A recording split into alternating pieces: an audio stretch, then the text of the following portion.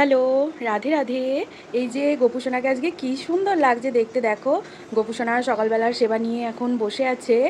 আর এখন অনেক বেজে গেছে, এখন ওই যে 11টা 5 বাজে। আর আজকে ভিডিওটা একটু লেট থেকেই শুরু করছি। আমি আজকে এখনও ডিটক্স ওয়াটারটাও খাওয়া শুরু করিনি। তো চলো খাবো। এটা আগের দিন রাত্রে ভিজিয়ে রেখেছিলাম, তোমরা দেখেছো।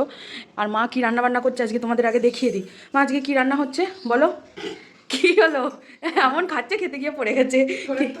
এই যে থোড়ের তরকারি এখানে হয়ে গেছে, এখানে আমের টক হচ্ছে।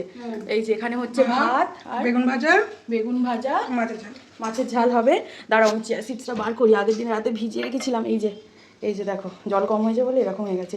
এবার এটাকে ছাঁকবো, ছেঁকে চিয়া সিডসটা এর মধ্যে দেবো। এই যে দেখো, এখন আমি মাকে বললাম যে ছেঁকে দিলে না আমার খেতে সত্যি খুব ভালো হয়। এই আস্তে হঠাৎ করে ঢেলে দিয়েছে। আচ্ছা, ওইগুলো সাইডে রাখো।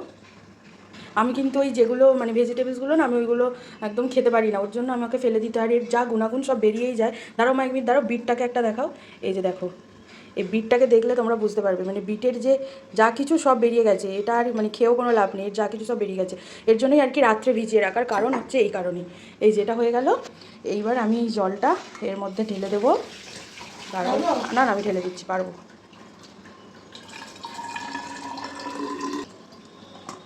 এই যে এটা ঢেলে দিলাম, এই যে চিয়া সিডসটা এবার এর মধ্যে মিশিয়ে দেবো। তাহলে এবার আমার আর খেতে কোনো অসুবিধা হবে না।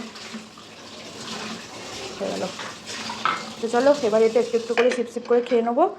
আর তারপর মা ভাত দিলে ভাত খাবো। এটা কিন্তু একদম রেডি।